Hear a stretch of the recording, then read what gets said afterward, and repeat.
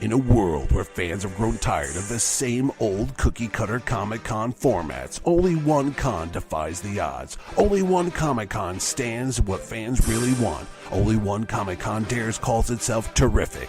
That's right, this August 17th through the 19th at the all-new giant-sized Mohegan Sun Expo Center in Uncasville, Connecticut comes Terrific-Con. Connecticut's Terrific Comic-Con is back with New England's largest gathering of comic book artists and writers. Plus, Terrific-Con delivers actors from your favorite TV shows and movies. And there's an all-new expanded gaming section as we give you tabletop gaming, video games, and so much more. Plus, don't forget, all kids 10 and under get in free at Terrific-Con and can be part of the all-new All Yeah Kids Comic-Con. Join us for 3 full days of Comic-Con action only in Connecticut at Terrific-Con. For more information, go to our website, www.terrificcon.com. Hey everybody, welcome to the weekend and welcome to Word Balloon, the comic book conversation show. John Sutras here, very excited about today's show. We welcome back Steve Orlando. Steve is doing great work not only at Image and Boom and other places, certainly DC, a great listing of work including things like Midnighter and the Justice League and Batman events. Did a great crossover of Batman and the Shadow. We still haven't talked to him about that. Shame on us. But really here to talk not only about his current run on Wonder Woman, but Electric Warriors. What is Electric Warriors? You might remember the title from the 80s like I did, but the good news is DC has taken the title and turning it into a very interesting event that Steve is writing about the DC Universe in the future. Now, we've seen specs of the future before. Certainly we're aware of the Reverse Flash coming from the 24th century, and we're aware of Kamandi's time and the Great Burn and the fall of civilization of Earth. And then, of course, there's the utopia of the Legion of Superheroes in the 30th and 31st centuries. Well, what happened in between? What happened after the fall of civilization and the rise of the animals of Kamandi's Earth to the point of getting to the utopia of the 30th century or the 31st century? This is the area that Electric Warriors is going to explore with a lot of familiar races and some really interesting ideas from Steve Orlando.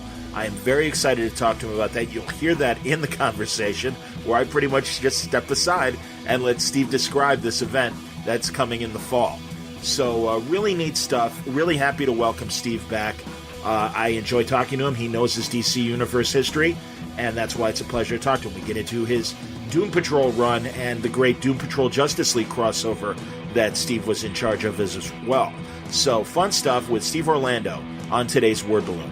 Brought to you by the League of Word Balloon listeners. Thank you very much, League, for your wonderful support via Patreon. If you'd like to subscribe to Word Balloon is free. It will always be free. But if you want to help the cause out, do you think the level of conversation you hear on Word Balloon is entertaining enough for you to, spend the price of a comic book? Maybe even $1 a month? If you think so, you can go to patreon.com/wordballoon. Thank you very much, League of Word Balloon listeners. Word Balloon is also brought to you by InStock Trades at InStockTrades.com. There are a ton of trades with Steve Orlando's name on it. Great stuff at InStock Trades. I mentioned the crossover between the Doom Patrol and the Justice League. It's called Milk Wars. That trade paperback is available at 42% off, $11.59. You can also get Batman, Night of the Monster Men, one of the Rebirth trades, a big crossover, the first crossover of Rebirth. Steve and Raleigh Rosmo, among others, doing this. It is 42% off, $14.49 for the hardcover, $9.85 for the trade. You can also get Justice League of America, The Road to Rebirth. You can tell I'm excited. It's the night before Terrificon as I'm posting this. That's why I'm kind of in a rush here. But that book, The Road to Rebirth, Justice League of America, 42% off, $8.69. That's Steve Orlando, Jody Hauser, Yvonne Rice, and others doing the wonderful work on that. You can also get The Extremists, Justice League of America, Volume 1, with Steve's team. 42% off, $9.85. There's Volume 3, $9.85. There's the Midnighter and Apollo trade, the great team together again, 42% off, $9.85. You can also get Midnighter, the first volume, out, a great groundbreaking series, and that is 42% off, $8.69. Some of the great Steve Orlando product that is available to you at InStockTrades.com. There's a hell of a lot more. Taking advantage of this and get some great books at great prices with Steve Orlando's name on them and a lot more. We'll tell you more in the last break here, but find it all at InStockTrades.com. All right, before we get started with our conversation with Steve Orlando, this is the weekend of Terrificon. I hope to see you there. Later on, I'm dropping this episode on Friday, and on Friday I have 3 panels. I'm very excited about them.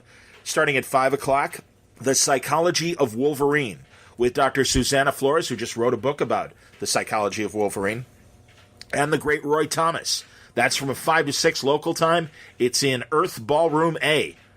Then at 6 o'clock, Forging the Infinity Gauntlet with Jim Starlin, Ron Lim, Joe Rubenstein. Man, I'm telling you, I'm very excited about this. I'll be doing that from 6 to 7, same room. By the way, in between, or I should say before my first pod or panel, DC Comics' long-lost love, Paul Kupperberg, is going to be talking to Barbara Freelander. In fact, Paul and I discussed this on my interview with Paul. And, man, what a great chance to look at the romance line with one of the great editors of DC's romance line, Barbara Freelander. I'm going to be attending that panel as I await doing the Psychology of Wolverine panel. And then, like I said, 6 to 7, the Infinity Gauntlet. Then from 7 to 8, Paul is back with the panel with Henry Winkler. Are you kidding me? The Fonz? I am kicking myself. Way to go, Paul. Can't wait for that conversation. And then from 8 to 9, Venom, 30 Years of the Sinister Symbiote, with Dave Michelini, Larry Hama, Ron Friends, and Ryan Stegman. Very excited about that as well. And we pick apart Venom. We put Venom under the microscope with some great creative minds, and I'm looking forward to that. Then on Saturday, man, they got me working like a dog here. From 11:30 to 12:30, Hail King T'Challa, the Black Panther panel with Don McGregor, Christopher Priest, Bob Almond, and Afua Richardson. Very excited about that. Then 12:30 to 1:30, a tour through Marvel's Cosmic History with Roy Thomas and Jim Starlin, the beginnings of Marvel Cosmic, with 2 of the creators that are involved with that. Then from 1:30 to 2:30, this is going to be fun, What's New at Marvel Comics? Editor-in-Chief C.B. Cebulski, an old Word Balloon friend, another old Word Balloon friend, Charles Soule, and another Word Balloon friend, Nick Spencer. So 3 of my guys. Can't wait to talk to them about what's happening now at the House of Ideas. And then from 2 to 3, it's 80 Years of Superman with Roger Stern, Pete Tomasi, Jerry Ordway, and Paul Kupperberg. Wow. Cannot wait. It's going to be a lot of fun. So those are my Saturday panels. And then one panel on Sunday, and I'm very excited that they did this. From 2 to 3, Robin, the Hero's Journey. From Sidekick to Death, to Resurrection, to Nightwing, a look at the history of Batman's loyal companion, Denny O'Neil, Jim Starlin, Mike Barr, Tim Seeley, and Pete Tomasi. Wow. So, again, I'll be bringing all of these to you in Word Balloon podcasts, hoping that the sound goes through and everything works out all right. So, barring any technical difficulties, you're going to have 8 hours of great panels from Word Balloon and Terrificon. So, thanks again to Mitch Halleck for letting me be a part of Terrificon. I'm very excited about this show. Cannot wait to come back to you guys next week and start cranking out the great programming from Terrificon. I hope that if you're in the tri-state area, you're planning on showing up at Mohegan Sun this weekend for Terrificon. It's 3 days of hilarity, comic book history, great celebrities. Ralph Macchio is there, the Karate Kid, Henry Winkler, the Fonz, Sam Jones, Flash Gordon, of course, and now I'm forgetting her name, but Mantis from Guardians of the Galaxy and Infinity War. Very, very exciting time among some of the great celebrities. They're going to be there. Paul Soles, the original voice of Spider-Man, the old Ralph Bashki and Greenway cartoon of the 60s, the 67 Spider-Man. Can't wait to meet him. I'm very, very excited about this show. And the comic book men are going to be there.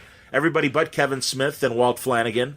So Mike Zapsik and Ning Chen and the big guy. And forgive me, big guy, I'm forgetting your name. Brian Johnson, I believe. So that'll be fun, and I hope to meet those guys as well. So lots of fun at Terrificon this weekend. But right now, even more fun with our buddy Steve Orlando. I am so excited for Electric Warriors. But I think his Wonder Woman run has been excellent as well. And he's got 3 more issues of that to go. and also other great projects that we talk about.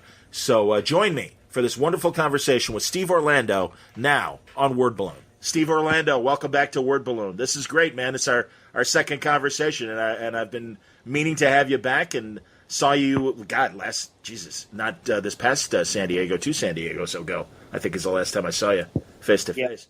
It has been a long time, man, but and a lot has changed, but it's good to be back. Yeah, man. Hey, now let's start off with 2 issues into your Wonder Woman run, and I think great start, and it's in the best way. It feels like if somebody were to come out of the movie and go, hey, what's going on with Wonder Woman, they would be very happy, because it felt, from a tone standpoint, to be very consistent with that, and I think that's a good thing.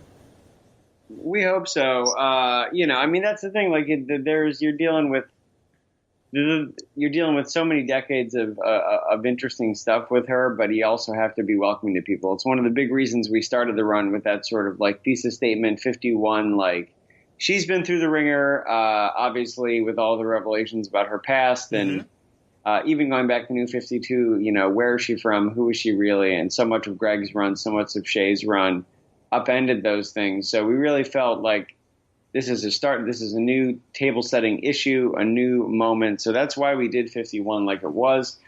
Just be like, if this is your first Wonder Woman comic ever, you know exactly who she is, what she's about. And now that we know that, we can blow it up and do a big Michael Bay blockbuster for 4 issues and show the other side. And that's what's cool about her. It's the same character. The same person that spends years meeting up with Mayfly in prison in the middle of Antarctica is the person that can be in Mexico, going to punch Tezcatlipoca in the face. And I think that makes it pretty fun. The Mayfly issue was great. And I think it was a really good, I'm always happy to read a done in one. And I think, again, I was talking to Joelle Jones last night, and we were talking about conversations and how, I like this evolution in comics, and I think conversations only lead to deeper character, and that was really a good interplay between Mayfly and Diana, and then, as you say, boom, into this really interesting team up with Artemis and a new Aztec. Now I have not seen this Aztec before. Is this her first appearance, or is this somebody that has already appeared before? Well, she appeared in. Well, there's 2 answers to that. One is she appeared in Grant Morrison's JLA in Rock of Ages when they flash forward to the future. Oh, sure. Oh my God, I've only read that story once, but now I'm with you. Yeah. And so that's one answer, because I really wanted to, I always loved that that's where he saw the sort of tradition going in the future. And, 20 years in real time have passed. So I figured, hey, obviously Darkseid didn't take over the Earth, but maybe the future is here. So let's find a way to go back to Aztec and get her in the outfit. So that was, but she debuted as well, that's a sort of nerd answer. She debuted in JLA 21, my Justice League of America run. We did some work with her. Very cool. Okay. And the team soon after. That's awesome, man. No, that's great. Now, I don't know. Did you hear from Aztec fans that are like, hey, what the hell? why have we gone to her as opposed to, Grant's Aztec and everything? Well, I mean, that guy did blow up, so I think that... I didn't see it, man. Dude, this is... I'm showing my modern... I guess really not modern because it goes back to the 90s. But yeah, I can throw down with anybody when it comes to Golden Age or Silver Age or Bronze Age for the most part. But I have to admit the 90s are my blind spot. Is that when Aztec blew up? Yeah, no, he in the climactic arc of Grant's JLA, he sacrifices himself to try to stop Mageddon, this giant arch antagonist of the book, and he fails. But dies in the process. Yeah, so he blows up, and when and then his helmet crashes into Nayeli Constance's apartment in Austin, Texas, and that's where her story picks up. Now, I will admit, it's funny you say that, the Golden Age, the Silver Age. I'm pretty good at all that stuff, not issue numbers, but lore stuff. I can always answer those. But if you ask Tom King, 1997 is my Golden Age. He thinks my whole plan is to make it 1997 again. That's awesome. I can't comment on that, but hey man, that's all right. That's like John's with JLA Detroit, and I'm always like, really? And he's like, hey, no, in the right hands, everyone's favorite era can be amazing. That's what I said. Got some things coming up that are really going to put that to the test. But, that's fantastic, man. That's hilarious. At the end of the month, you'll know one of them. Hopefully. Okay. Well, and I think, I've been trying to catch up with the cons that I miss. And thank God for YouTube, where sometimes somebody smart and actually videos some of these great conferences or convention panels. And there was one where it was before Jeff's job changed, and it was Jim Lee and Didio and Jeff, and then they introduced everybody on stage. And I remember them introducing you on stage. I'm guessing it was probably a WonderCon that I saw. WonderCon, that was the Rebirth live stream. Yeah, that's when we announced Supergirl and all those other Rebirth books. Yeah. Okay. Well, and he said that man, you can go deep on a lot of C and D level DC characters, and I'm like, all right, note. Next time I talk to Steve, we're going to have to talk about some of those great under the radar DC characters, and Justice League Action, when like Space Cabbie became such an important part of Justice League Action. I'm like, finally. Yeah, I keep telling Mark Russell he should pitch the Heckler. Sure. And like anytime I find a character that's even like also Odd Man would be great. And I'm just like I feel like he wants to block my number, so I'm just sending him these who's who snapshots of characters that I think only Mark Russell could pull off. Like they're out of my realm, and onto the realm of a man who made the Flintstones one of the best books of its time. Agreed. Isn't that crazy? Honestly, when I first saw the art, I'm like, I don't know, man, why are you going off model? And then, of course, I read it, and I'm like, never mind. This is fantastic. And really, all those Hanna-Barbera crossovers with the DC characters have been great. Did you do one? I did a Looney Tunes. I did a Martian Manhunter and Marvin the Martian. Yes, of course. I don't remember if we talked about that last time or not. I don't think we did. Probably before it came out, actually, last time we talked. It might be, yeah. I mean, it's been, I think, like almost maybe 2 years, since I've been on. Yeah, I did that. There you go. I've been all over the place, man. I did another one of my dream characters is the 1974 Sandman character, like from the Dream Dimension. Yep. Simon and the original Simon and Kirby back one of those first issue specials. Again, It's sadly, young man. I bought that back when it was 20 cents or 25 cents, whatever the hell it was back then. That was, I think, probably when I was like 11 or 12 when that thing came out. I love that character. I still love the character. I'd like to do more with him, but I got to do that in a tribute book to the King's 100th birthday. So I got to work on that with Rick Leonardi, which was awesome. That's great. That whole book was gorgeous. The other story was Jurgens and a returning John Bogdanove, who is awesome still, and even better than he used to be. So I was very excited to see him back. I've been all over, man. At DC mostly. Yeah. No, and your Justice League run. How'd you feel about it? We got to do some crazy things and do some I think huge moments. Batman and Black Canary restart an entire universe, but before the book is over. So we went big, but we got to do stuff that I think I hope sticks around. Honestly, the surprise for me of the book was the Lobo and Adam stuff. Like when they told me they wanted us to give him a try on the team, I was kind of like, Lobo, what is this? How does he fit into a Justice League? But that sort of like shitty Big Brother aspect that he took on with Adam ended up being something I really, really like. Probably because most of my friends from home have cut off flannel shirts and things like that. But I ended up really liking it. I'd love to do it. Panic in the Microverse, looking in retrospect, where we sort of built up the Microverse, the DC Universe, probably my favorite of the arcs, but I'm proud of everything we did there. That's awesome, man. That's great. Now, back to Wonder Woman for a second.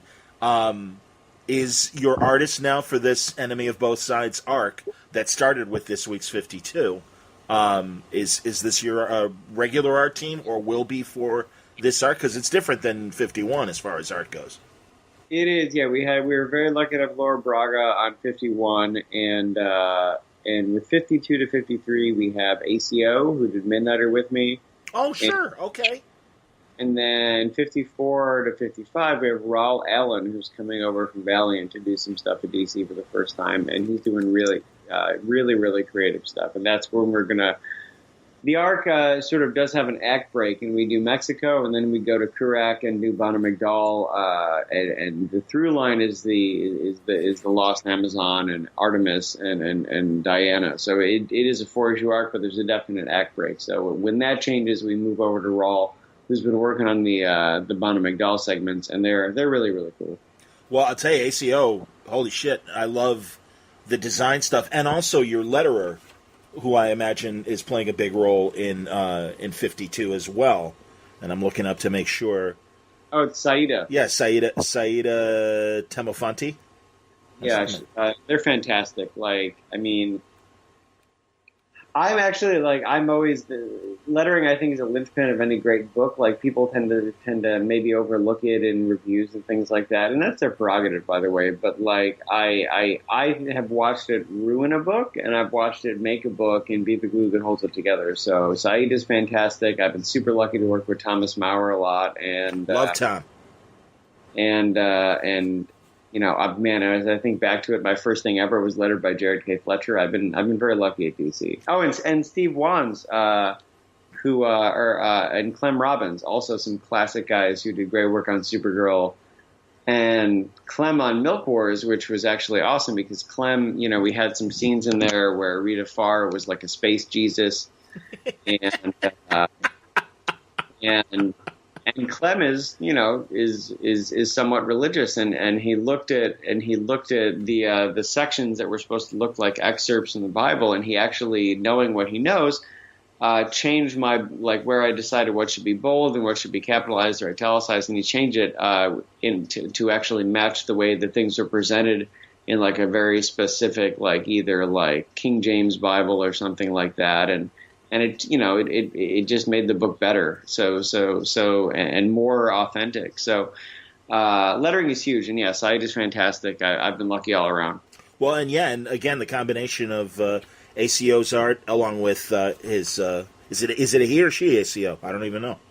ACO is initials. It's it's a him. Okay, yes. So he and David Lorenzo. Yeah, it's gorgeous, and I love the Mexican or Aztecan art that we're seeing and stuff. And again, I think the lettering absolutely supports it.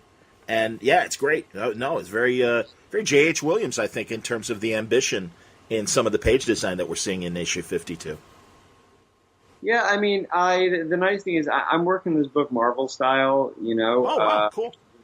Which is how I've been doing almost. Well, it's a modified Marvel style. I shouldn't say that. Like I do pages without panel breaks, but I do almost full dialogue so people know what's coming in that respect. And it's something I started doing with Riley Rossmo and Shadow Batman.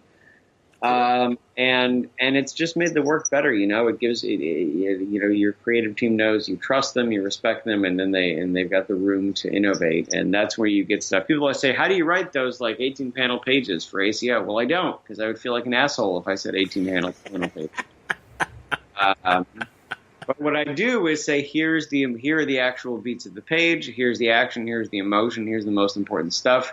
Do your thing. And that's what he comes back with. And that's how you get, I think, some of my favorite pages and books I've been part of. Because people, you know, artists, when they feel that camaraderie and that true collaboration, they innovate. And, you know, and then there's the other side, as I said, I've gotten pages back from Riley and ACO where I'm like, good Lord, if I could never in good conscience say, make this a 21 panel page. No, they'd come for me. And, so it works in many ways, but that's how Wonder Woman has been done. That's how everything, man, for at least the past year and a half or longer has been done. Ever since Riley sort of kicked me in the ass and was like, we'll make a better book if you do it this way. I've been doing it this way unless people explicitly ask otherwise, and it's been working out. That's awesome, man. That's great. Are we going to see more, without getting into detail, other DCU characters as your arcs progress beyond this first one? I mean, again, great to see Artemis, great to see Aztec, great to see Wonder Woman's aunt in there as well. It's actually her great aunt, but like family, like in real life, family connections are so unwieldy that I just like, I feel like, I have a large Italian family, like everybody's just a cousin, and you go to, you go to a thing and like, how are you? Like there's a 75-year-old man, me and a 10-year-old like person, and we're all cousins. Yep. Like how's it work? Well, actually we're second cousins once removed and a bunch of bullshit. Anyway, so. I'm with you. She's a great aunt, and that was actually an idiosyncrasy of the New 52. Like I'm trying to work within what we have. Atalanta's Antiope's sister, and Antiope, as I looked and read the New 52 run, is actually Hippolyta's mom. Whereas back before that, she was Hippolyta's sister, and I guess that actually I hope was an on-purpose way references that in myth some people have questioned about what her role was in actual Greek myth. Or it could have just happened because someone thought they should change it. But in my mind, it was to reflect the ambiguity of living myth. That's probably not true. But anyway. No, that's great, man. And boy, but anyway, yeah. To answer your question, though, I'm only on for 5 issues. We've got, okay. I'm doing it. And then we have this big, I've already seen pages from it, this 1 month event that James Tynion is doing between Justice League Dark and Wonder Woman called The Witching Hour. I can't really say more about that, but it's got witch in the name and it comes out in October. So, do the math. Yeah. And then the main Wonder Woman creative team comes in, which is G. Willow Wilson and Carrie Nord, and they're going to do amazing, amazing work. So I know a little bit about what's coming there too, but you will find out soon enough. I'm just very excited for that. So I knew, like these 5 issues, I'm doing everything I possibly can. There's big advancement for especially Artemis's character and her relationship with Diana. But, if I never get a chance to work with Diana again, I will have done everything. Obviously, I could do more, but I will have done everything I need to do in these 5 issues. And I'll put this collection high on my bookshelf of things I've written, maybe out of alphabetical order, which, because I'm obsessive, would really mean something to me. No, it's honestly, man, great start. And yeah, did they announce that at San Diego that G. Willow and Carrie are going to be taking over? It was a little bit before, yeah. Okay. But yeah, no. So they're going to be picking it up come November. That's cool. So consequently, Carrie is off the unexpected. Yes, and let's talk about it. So tell me what you're doing in the unexpected. We're doing a book that has 2 mandates. They're brand new characters to the DC universe, just like every New Age of DC Heroes book. And at the same time, Unexpected ties together like existing DC lore with New Age lore, and they're there confronting massive sort of like event level threats before they can actually blow up into those events. So, there's 1,000 years where the Anti-Monitor was getting ready to perform Crisis on Infinite Earths. And in theory, this team, led by New Neon the Unknown, gets there before it can get that bad. And to that end, they're going against Anamar Sin, who's sort of on this downward spiral after Dark Knight's Metal and is more dangerous than ever. And as we've seen, the true person behind Waiting in the Wings is Mandrak from Final Crisis. And he's going to be part of the book in a big way. So these are new heroes confronting threats, in the darkest shadows of the DC universe before they can come into the light. And we've got Neon the Unknown, a cursed artist who has the power to basically manipulate reality like he would paint or clay. But the trade-off for him getting his powers is that the ritual that showed him the World Forge, which is where all creation comes from in metal, also robbed him of his sight. So he's the whole world is his palette, but he can never see the works he's creating. And then he is working with the new Firebrand, the latest Firebrand, hopefully the last one. I hope this one sticks. And she's been probably my favorite new creation at DC Comics. A paramedic. She's injured in metal, and to save her, they replace her heart with something called the conflict engine, which runs on violence and aggression. So even though she spent her whole life trying to save people, Now, if she doesn't hurt people, if she doesn't get in a fight once every 24 hours, her heart will stop and she'll die. Well, that's interesting. She has some conflict. And it's just been a super exciting book to do. Like, if I had my way, like, it's funny because I'm, as you said, like my name is as the sort of like deep cut DC continuity guy, and I love doing that. But if I could just create new things that are part of that tapestry for the rest of my time there, I'd be probably even more exciting about that. Like, to see Firebrand and Neon, and by the way, Sideways, Brimstone, Silencer has been an awesome book. Like, all these New Age characters going into the DC universe and integrating, it's just awesome, you know. And I'm very excited to be part of it. I think it's very cool when we make these sort of efforts to, in my opinion, give back to readers. You know, like, there should be a thank you. One of the reasons we're doing things like Unexpected and the New Age of Heroes in general is, like, these days, like, you can get Supergirl, you can take Wonder Woman, you can get Wonder Woman in film, you can get Supergirl on TV, and now soon film.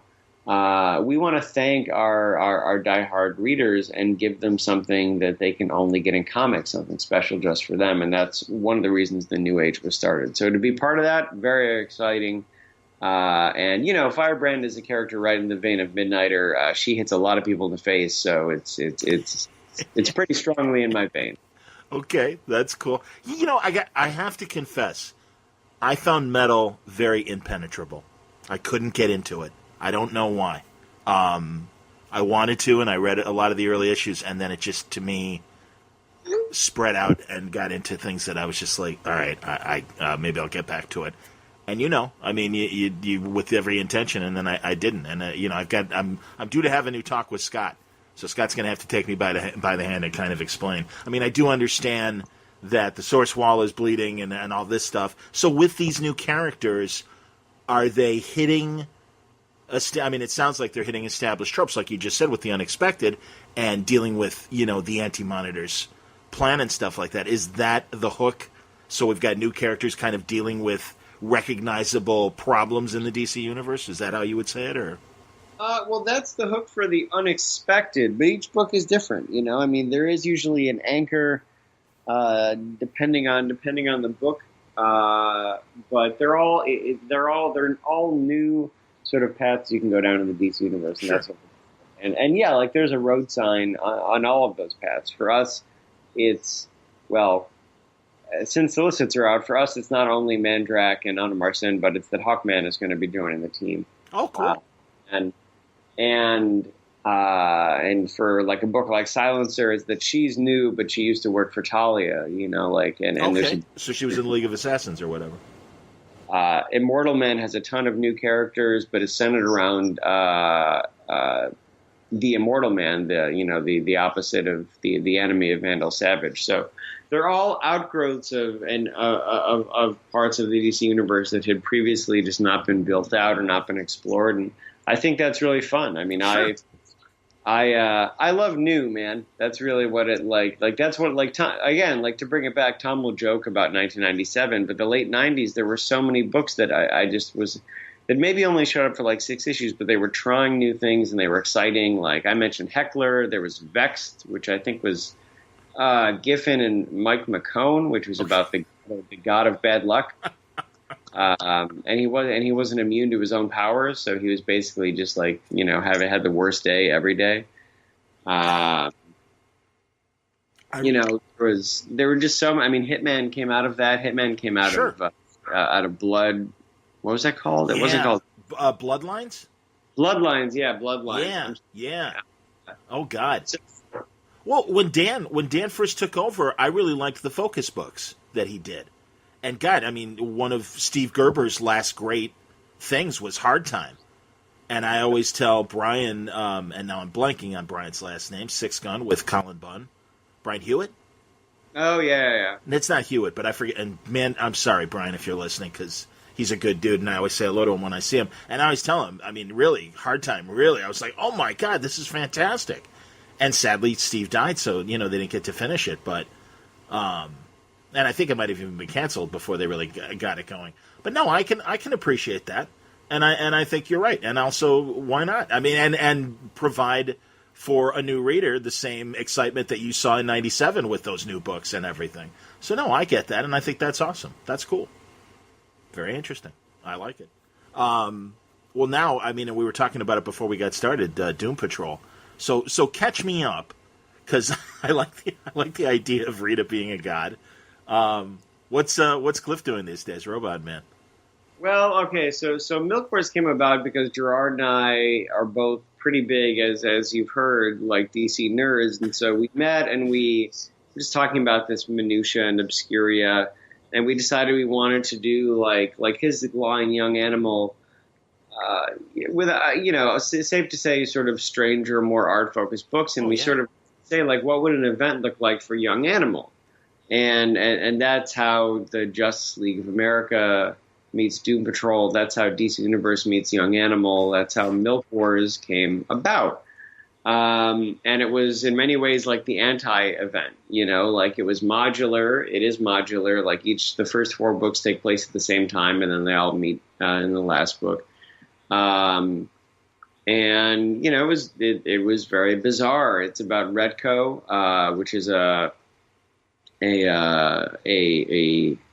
extra dimensional corporation that is trying to sell off the DC universe after the events of Doom Patrol. So, and they're trying to do it in a fire sale. So, like, in order to make sure that they can sell it, they're trying to make it as bland and generic and as broadly appealing as possible. And to do that, they're using milk, distributed by the homogenized Trinity, which is Milkman Man, Wonder Wife, and Father Bruce, who's a sinister headmaster of a boys' finishing school.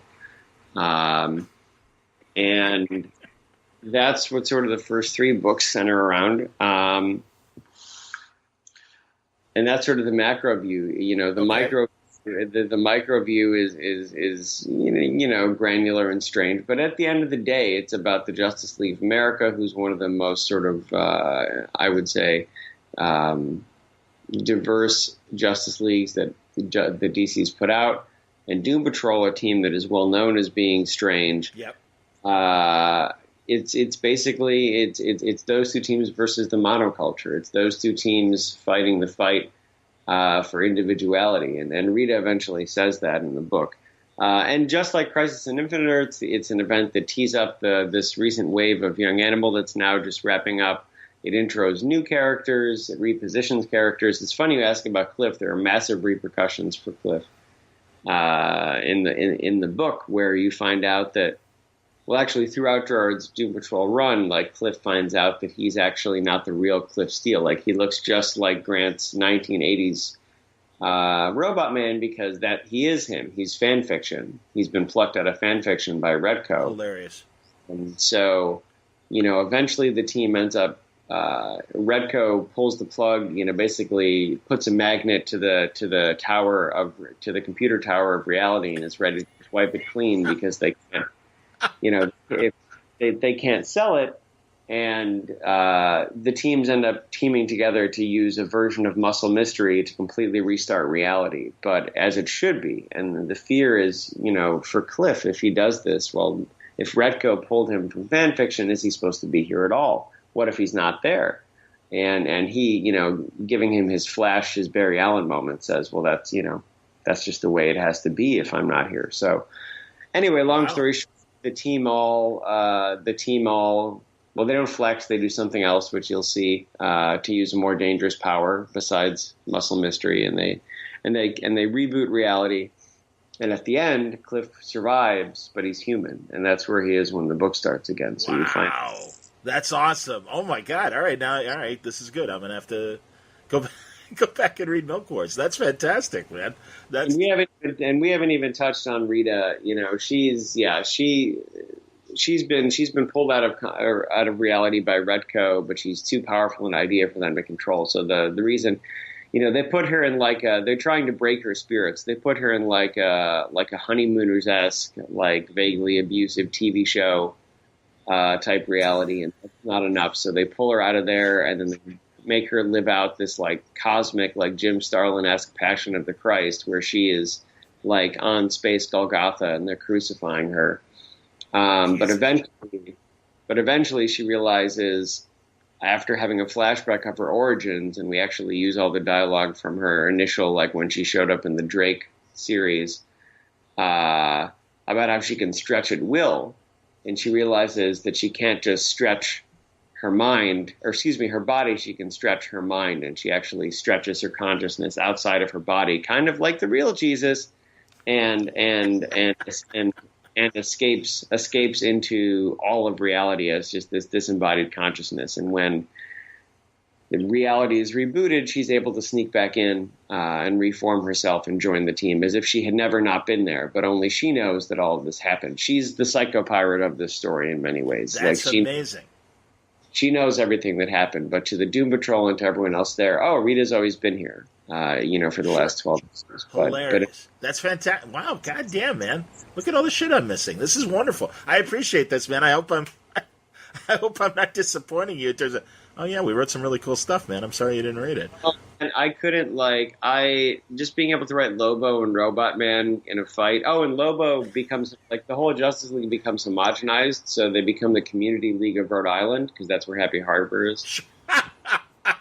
and they're all, neighborhood watch, and the first one you see is Lobo, who looks like Dick Van Dyke Lobo. He's Carl Lobo, and he's the head of the neighborhood watch with, slick-backed hair and a cardigan and a pipe instead of a cigar. His first line, Cliff calls him a crumb bum or something. And he's like, well, that type of language is big N-O before 10 o'clock, friend, and Is this collected? Have they collected all this?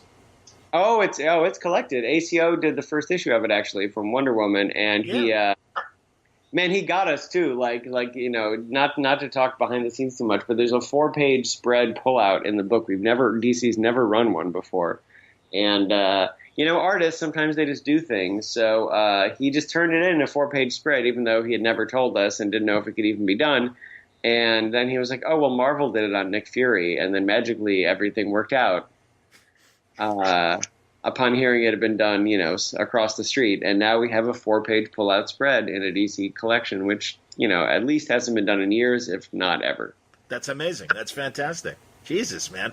Very cool. See, now I was focusing on Cave Carson as a cybernetic eye because I love Cave Carson and also I love Oming, so I was like, oh man, I'm in for that. And Bug looked interesting, Forager, The issue is probably the weirdest of them all, so be warned. There's a great scene that John came up with, and this was the other thing. We put it's an anti-event as well, because other than the broad keep the story moving beats, we really left everything open for the creators to express themselves. Wonder Wife is if Cecil and Mirka Andolfo, who drew it, were not into that idea, they could have gone horribly awry. She has the golden vacuum of truth. She's basically Betty Draper. But they found they wanted to say something with it, and likewise, John came up with this amazing scene in Cave Carson, where he's actually infiltrated the Redco headquarters when the story starts, and you don't know who his team up is with. I mean, obviously you know because it's on the cover, but so he gets hungry for some reason, and he goes into the automat and starts eating all of the salads, ravenously eats all the salads, and then he throws up all the salad, and you find out that he snuck Swamp Thing in his bacterial flora. That's excellent, man. Jesus Christ. Look at all you guys are doing behind my back. That's wonderful. That's terrific, man. So it's, I'm very proud of Milk Wars. It's a weird thing. What else would you expect from me and Gerard and everyone else in Young Animal? So it was pretty awesome putting it together. That's excellent. So post Wonder Woman, have they announced what actually one thing I know we're going to talk about is Electric Warriors, and is that your post Wonder Woman deal? It's one of them. And are we not allowed to talk about Electric Warriors? Because I'll edit if we. We can talk about Electric Warriors 100%. There is another announcement that I've been teasing for a long time, and I'm hoping it's coming soon. We decided to hold off for a little bit at San Diego because that's just such a such a tornado of news. But there's something I've been working on, man, for over a year at this point, and it's finally going to be announced soon. It's a dream book, and I really can't wait for you guys to see what it's been doing. It's the best thing I've ever done, and even beyond me, the artist on it is doing far and away the best work of his career. Like, he's redefining comic storytelling, and I will. If you're sworn to secrecy, I will text you some pictures from it, but you can't say what it is, but you can react to it. Okay. Oh, hold on. I have to grab my phone. Hang on one second. Message me a number as we're talking here. Yeah, by all means, Phil. Yeah, vamp. Will you vamp for 2 seconds? Hold on. Yeah, man. So, but on the topic of working at DC Comics, like, I'm talking about a dream project, and this is really like why I think it's an incredible company to work at. You make the name for yourself as you can, but you build these relationships with you guys, the readers. And, it's crazy to me that 5 years ago, if I was talking about a dream project at DC, no one would care. And now, like, I have the support because of people who've read Midnight or people who've read Justice League of America, Supergirl, Batman in the Shadow. The reason I can really be on here talking to John about a dream project is because you guys are supporting me and following me. So when you find out what it is, I'll be saying a lot of thank yous, but since I'm vapping for 4 minutes we're back. Thank you again. Because I couldn't be announcing this book if you guys hadn't stuck with me since 2015. And that's pretty fucking great, so thank you. I love when I walk away and the guests keep going. Tom just did that recently, and way back, Fraction did that one time for me where I had to get up and get something and everything. So no, I like that. It's kind of these are like hidden messages when I come back and then actually hear the episode. Oh, and the crazy thing is, I had you go get your phone, but I realized I could send you a message on Skype. Well, that's true, but that's all right. No, that would give you a good opportunity to thank everybody for following your stuff. I caught the end of that. That's awesome, man. And yeah, so I am prepared for any sort of secret messages right now. Well, you're going to get a couple. That's cool. Well, while you're sending, we can start to talk about Electric Warriors, because like I told you when I asked you, I wanted the grocery list of what you're working on lately, and at first I'm like, oh, I remember that from the '80s, and you're like, no, different from same title, different concept. Yeah, no, it is. It's inspired. What I liked, I mean, honestly, Dan came to me and said, "What would you do with Electric Warriors?" Just as a title, throwing it out there. Yeah, Go and on. obviously, Yes. I was familiar with the book because I'm familiar with like every DC book, as he knows. But what I really liked about the original. All right, I think I've sent you enough when it starts coming through. Is it going to be email or is it going to be? It's going to be on the Skype Messenger. Oh, okay. All right. I see them on there. I just don't know when they're going to come. But if they don't, you can just text me. But anyway, so there it is.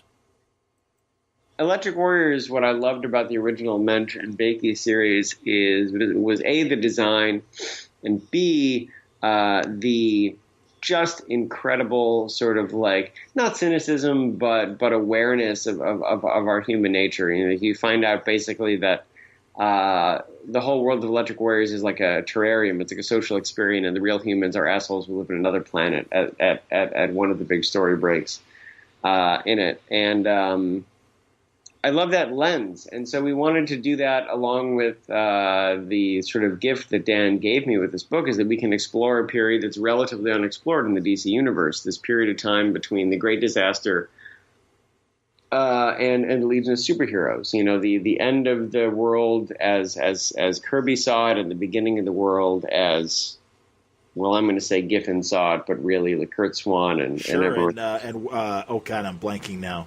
I just read an amazing autobiography, or not autobiography, but biography of the writer, great sci-fi writer as well. So that was sort of the idea of Electric Warriors. Steve, here's an open canvas to create a period of time that we haven't really seen yet. Fantastic, that's great. And do it with Travel Foreman, who's just one of the most innovative, creative artists in comics. Absolutely. It's funny because he said he was looking for something he could build from the ground up, and he came to us asking about it within a couple of days of knowing that this book was going to maybe be possible. And so that's what we're doing, and people have gotten hung up on, is Electric Warriors continuity? To me, if we're going to get talking into my theory of continuity and my theory of the DC universe, to me, when it comes to the future, it's all happening until it happened, and I think that's the simplest way to say it. Like, yes, there is a 27th century in the DC universe that I think, like, Tommy Tomorrow is from, for example. Yay. And, like, Professor Zoom is from, I think, the 25th century. Right. And probably centuries off, but you know what I mean. I'm with you.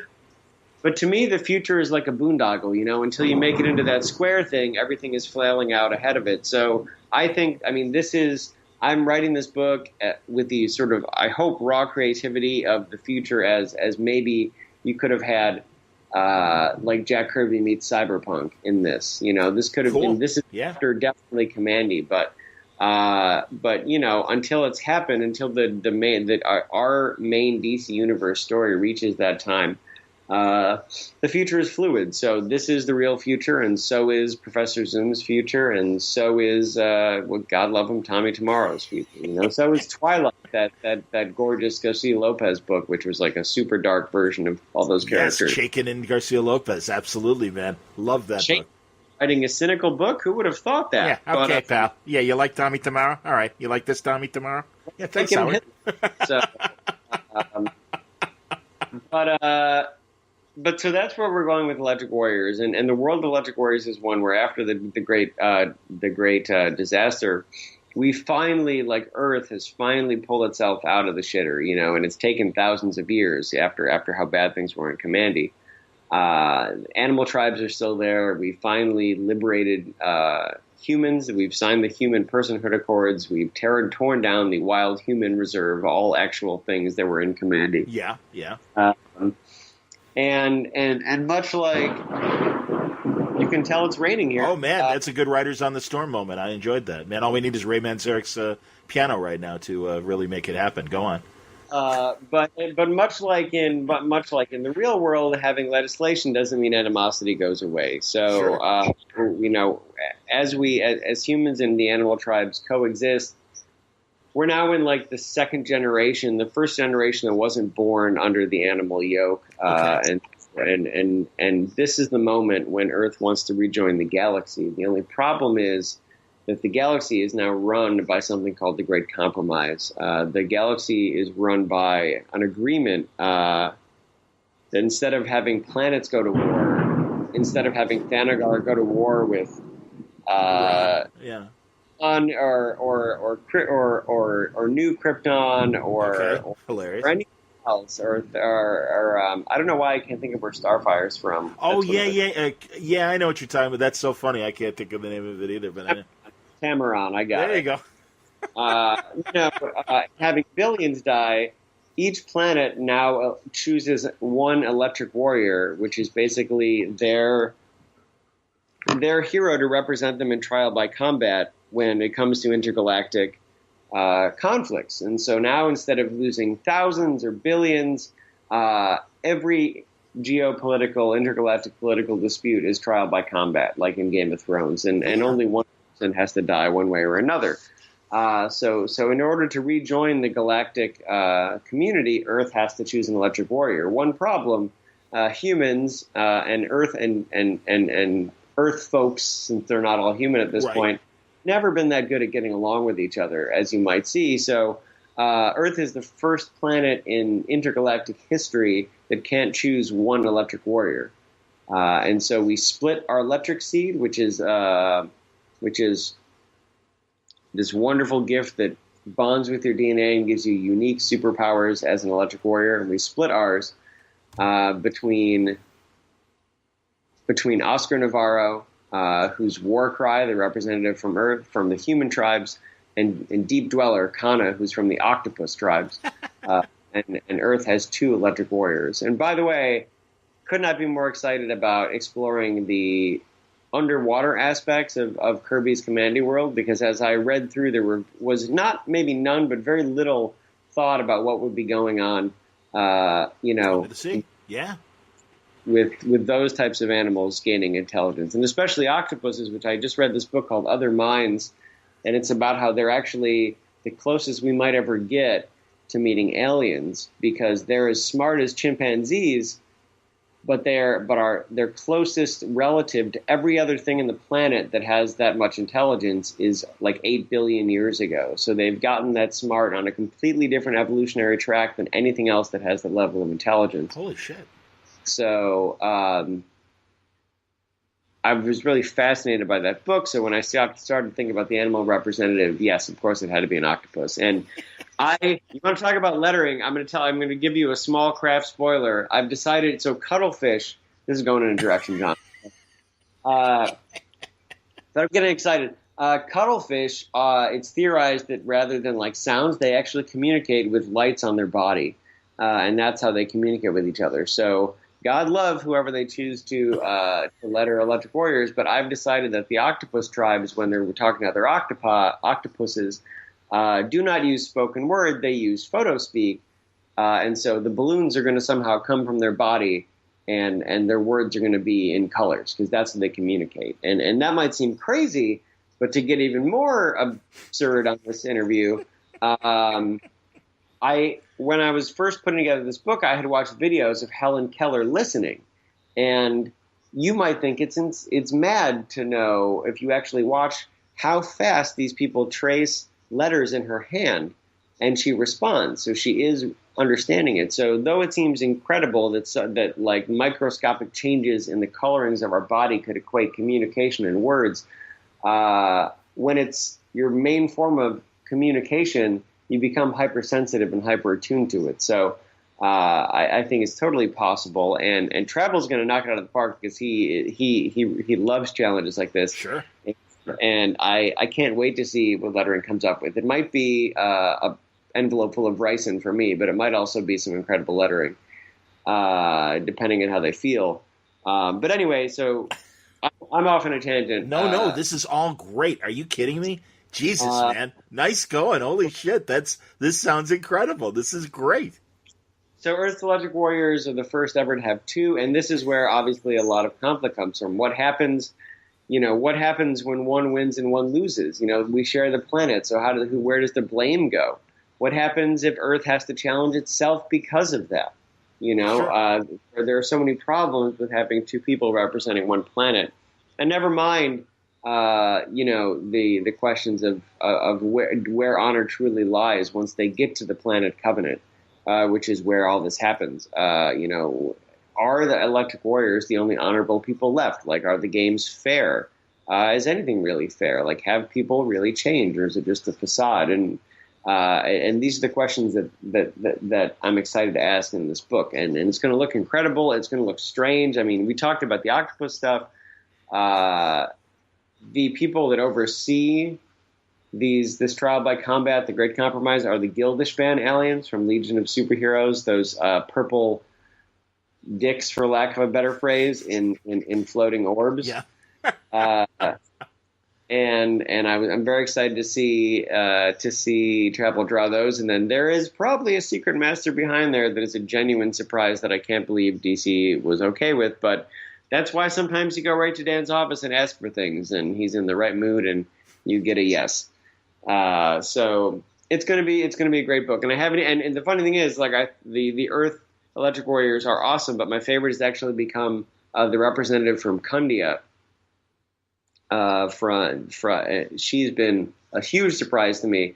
I like to talk about when books surprise you. I didn't know how much I would like Artemis until I started writing her in Wonder Woman. Okay. And I didn't know how much I would like this Electric Warrior from Kundia until I started writing this book. I didn't really have an inroad to her other than her own sort of fatal flaw, which is that she's actually one of the most impervious people in the galaxy when using the powers of her electric seed, but she could only use those powers defensively or in compassion, and both of those things are mortal sins on Kundia.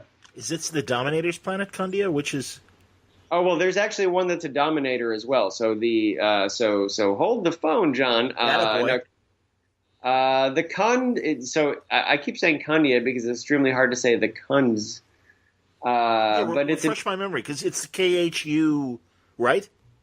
It's KHUNDS. Yeah.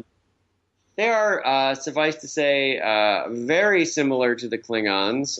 Whoever created them certainly was an original season Star Trek fan. Okay. Were these Legion villains back in the day? I believe way back they were Legion villains. They might have touched on some Omega Men stuff, so they might be. Yeah. I think you're right. And so they are. I mean, they are very similar to the Klingons.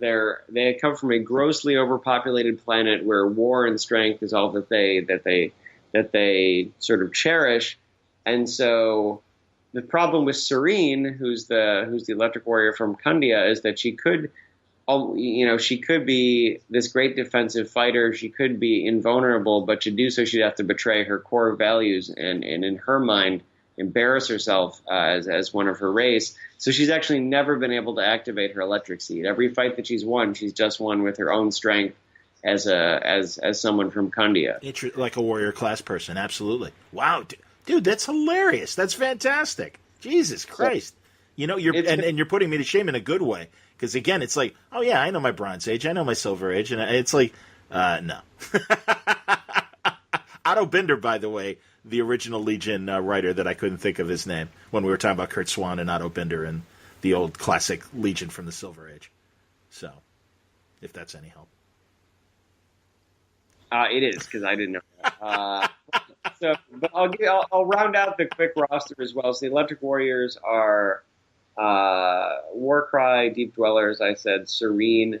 And then the other two, there's a Dominator whose name is Dominator because Dominators don't have names. Okay, makes sense, sure. But the quest for identity is a big part of Dominator's role in the book. Dominator has the power of constantly building up cellular charge, and if they don't release it through energy blast or things like that, they eventually will explode in what they've called a gene bomb, which is my very subtle allusion to invasion. Awesome. Fantastic. It's not subtle, and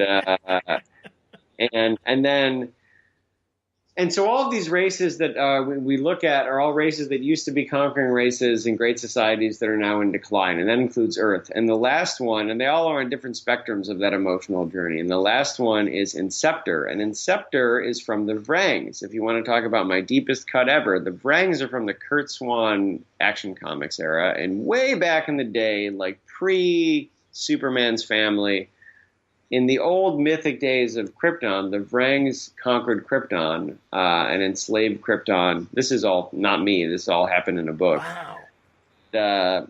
And they were eventually driven away by this super like Old Kingdom Egypt to ancient Greece level time ago relative of Superman that led them out of the caves and was basically Kryptonian Moses and drove them off the planet. Is this like World of Krypton kind of back? Ish, no. In the back of action, or go on. Like 1972. So okay, yeah. Shown up. You were presumably 9. I was. So, I was 8, but that's good. So I was just doing the math from when you were 11. But 64, December of 64. Go on. So they're the furthest along this emotional path. So they, rather than everyone who, other races who might just be vengeful after being, repelled from a planet they conquered, they took it to heart. And so the Vrangs are pacifists, and rather than even going back to their home planet, they became like an agrarian, solar-powered nomadic fleet. So they don't have a home planet; they have the Vrang fleet, which travels the universe, and they're a farming culture now. That's amazing, dude. That's incredible. Very 70s sci-fi. I love it. That's wonderful, man. There's even more, man. But I'm very excited about the book. And, sounds like it's shit, man. I'm sorry you really haven't put much thought on this. Yeah, maybe I'll get some time to. Dude, I'm so pleased, honestly, because I'm like, oh yeah, Electric Warriors, just like back in the 80s, right? It's like, no, very different. And dude, I'm serious. I am sure that the listeners are sharing my excitement.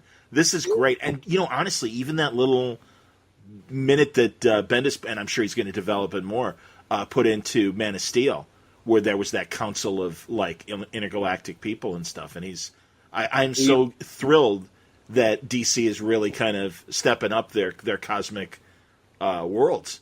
And, again, this period is fantastic to play in because, how do we come from near collapse to the pristine world of the Legion and everything. That's amazing. This sounds great. Yeah, when I sat down with Dan, he said that the Legion of Superheroes is the age of enlightenment for the DC Universe's future, so he wants to see the Dark Ages. Yeah, no, that's awesome. And that's what we're giving you in the coolest way possible. And Travel's perfect, like you said. I mean, his work on Animal Man, I think, is just a brief glimmer into what he could potentially do. Yeah, he's crushing the book. So I can't wait for you guys to see that. Cool. When does that start? September? I think it starts in November. Okay. But I'm someone who wants to make sure we can deliver. So if you see that it maybe kicks back until December or January, that's probably because I want to make sure we can deliver all 6 issues on time and by the creative team we promised you. So that is my hope. I go back and forth as to whether you should use fill-ins or things like that. I would rather wait a little longer for Electric Warriors if we need to, and make sure you guys get all the greatness you can out of Travel's soul for this book. So hopefully November, but either way, it's coming to you soon. That's outstanding, man. And by the way, I had a chance to look at the images that you sent me, and that looks intriguing, and can't wait to be able to talk about that with you in the future. So that's great.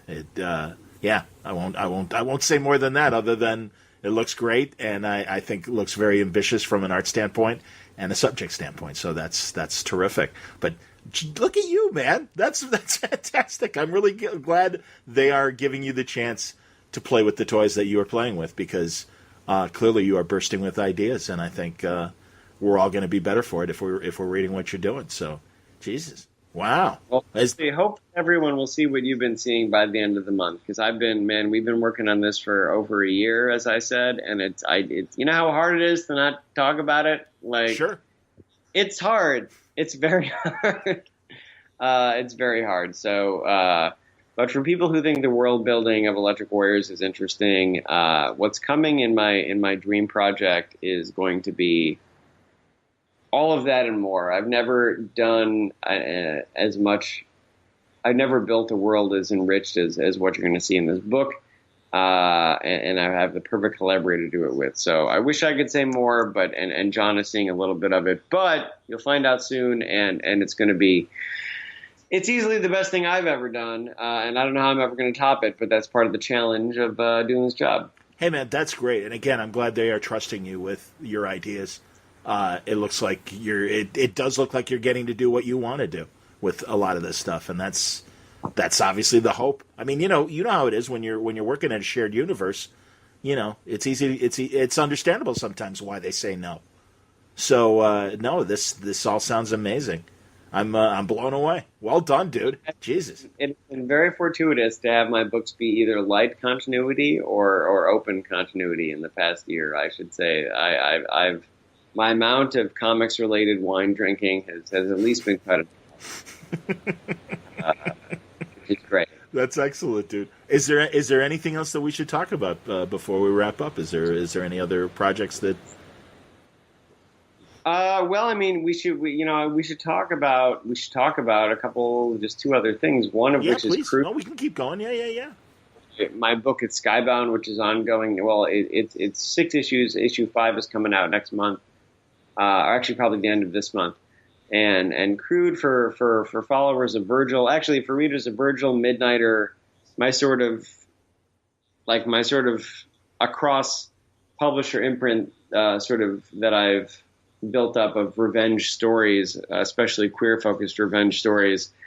Crude is right in there. It is about a father who is an military fixer who, to protect his son from the darkness and danger of his life, just sort of wears the facade of a typical sort of aloof, reserved Slavic father, hyper-masculine father.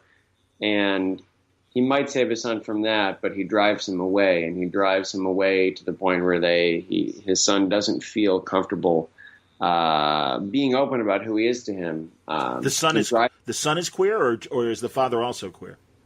The son is bisexual, okay. And goes to a refinery city called Blackstone in the Russian Far East, where he's heard if you work hard, and you do your job, that you can live openly and be left alone. I'm kind of, similar to like Barrow, Alaska, where, people who live on the edge of the world want to be left alone and just do their thing. And that's where he goes. Unfortunately, he comes back in a body bag. And this is all about the father learning too late who his son was. And that's sort of grieving for his own failures as a man, Wow. grieving for his own failures as a father. Yeah, I mean, it gets taken out an entire city, and luckily there's a lot of shitbags there to meet him. But it's a very emotional book. It's a very hard hitting book, and I'm super proud of it. I did it with Gary Brown, Lee Luridge, and Thomas Maurer, and it is. It has a lot of the themes I worked with before from a different perspective. It is the tragedy of not speaking to your family. And that's a very heavy thing. So like other things I do, it's the tragedy of not speaking to your family told through a punch in the face opus. And that's what you're getting with Crude. That sounds great. It reminds me a bit of your Boom book that we talked about last time, 2 years ago. Yeah, no, like I said, I would put that under this umbrella too. I found myself What was like that Boom book? Tell people the title of that book as well again. That was Namesake, and this is, and in many ways, this is the inverse story of Namesake, Sure. and that's like it. Like Namesake was about learning too late who your parents were. Crude is about learning to, and sort of anger that comes with that. Crude is about learning too late who your children Sure. are. And the point of these stories is the too late aspect. Like I think the tragedy of our world, of our culture, and our families is we always put off tomorrow and we don't talk to each other. But sometimes, you never know if you're going to actually get tomorrow. So if I'm writing about something, I'm writing about that. And that goes into my Aftershock book, which was announced at San Diego as well, which is probably the last time I'll write about Russia for a while, but it's through my last lens, which is speculative folklore. And it's a book called Dead Kings. It is probably my finale with these types of themes, unless something else strikes me. But here we're talking about brothers and we're talking about siblings. And it's set in a far future world. I'm calling it a post-apocalypse. Humanity tends to be a pretty viral strain. Even after we've probably killed the world, there's always going to be someone around. And so we're finally growing back. But in this world, 10 years or 20 years after a massive sort of Final Fantasy style oil and magic type war, the world persists, and the inmates are running the asylum. In huge swaths of the world, there's no government. There's only a police state, and anyone who is different, anyone who stands in the way, much like you see in Chechnya, but expanded to anyone who is different and degenerate. They're rounded up by the Oprichniki, which are the secret police, and they're taken to camps. Dead Kings is about twin brothers, one of whom is in one of those camps, and one of whom promises to their mother that he'll rescue him and bring him home before her 50th year. He has 1 year to do it. And the brother that survived, that isn't captured, has abandoned his family, and that's why he won't live with them anymore. Because he hates the town they live in, he hates the history there. And the other one is the one that stayed, and he's paid for it. So, Dead Kings it's essentially True Grit plus The Great Escape, set in this post Final Fantasy world, and it sees Sasha Kuznetsov. All of my characters are named for iconic Russian painters. Anyone with Google will see that. So is the lead in Crude. It sees him teaming up with Maria Kamenaya, who is, during the Great War, was this sort of war machine. She wore essentially like a rusty, almost like kaiju, like not kaiju size, but Juggernaut-esque Rocket Red type suit. Okay. This could have been the world's darkest Rocket Red book. And when the world turned and the Oprichniki took over, she wasn't willing to join them. She wasn't willing to cross the lines they would cross. And so the government that was her lover, that was her mother, that was her father, for her whole life that made her completely abandon her. And so she too has basically been living in a bottle for a generation. But Sasha's story of rescuing his brother from this camp sort of inspires her to go with them, and she becomes the Rooster Cogburn of the story in this shitty, like sparking Rocket Red-esque outfit.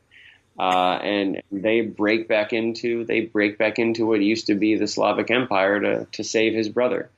And it's going to be drawn by Matthew Dow Smith. It's going to be also lettered by Thomas Maurer, and we're going to have Lauren Affey coloring it, who's worked on Revisionist, who's doing Stranger Things now. Cool. And that's going to be coming out starting in October.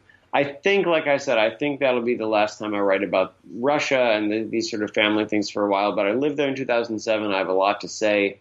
And I think I will have said it with this, again, until DC says, hey, come do this Red Star book for us. Right, or Rocket Red. I mean, believe me, the Aftershock thing, it sounds terrific, but boy, you just kind of casually threw out Rocket Red, and it's like, man, what would Rocket Red be like in today's, Putin's atmosphere and everything? I think would be very interesting to, explore. Well, the Rocket Red from the JLI era would be extremely cynical and probably not live there anymore. Right. And then there probably be a new one that thinks that the old times weren't that bad. Right. And Red Star too, for that matter. Absolutely.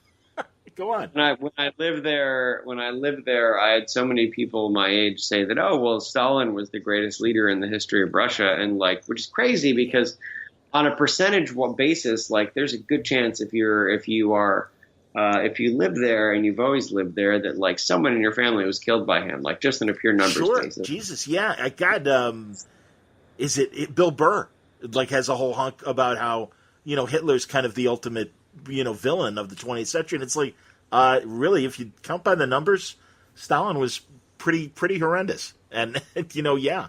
It's it's the creepiest argument I think that a sports fan might have and even put it in sports terms and stuff like that. So yeah, that's insane. Well, that's it's the sad thing is as people often joke about, when it's your own people, no one really notice. Yeah. So that's what happened with him. But anyway, so that's what's going on at Aftershock, and so is that a finite series? They're both going to be, yeah. So Crude is 6 issues. And Crude is wrapping up, correct? It is, yeah. And then Dead Kings will be going through into next year. That's going to be 5 issues. Okay. Damn, man. They both sound amazing. Yeah.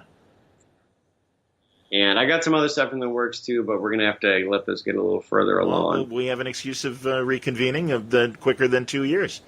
No. That's true. I mean, I can go another hour if you want to talk about UFC, but the medium violent sports, I've never gotten into, just the full violence.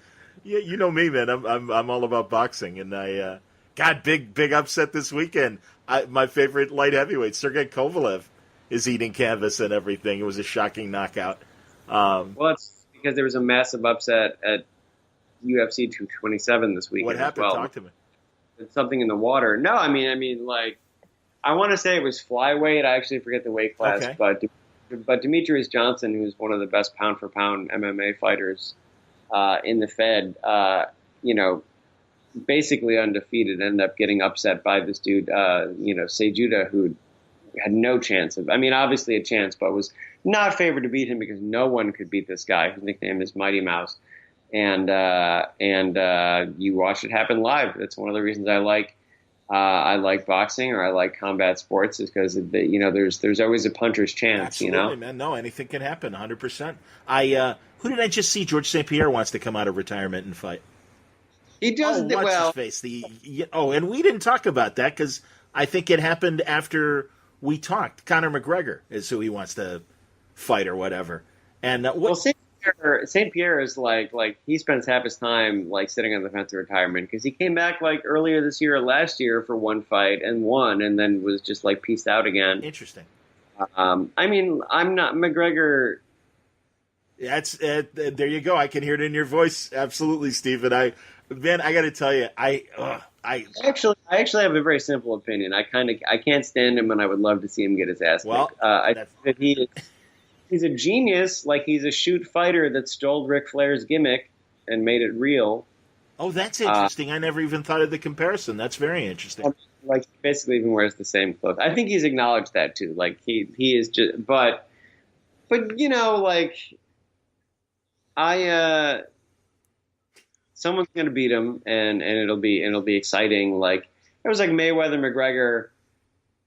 He was always going to lose because there was no way Mayweather was going to go and do UFC rules.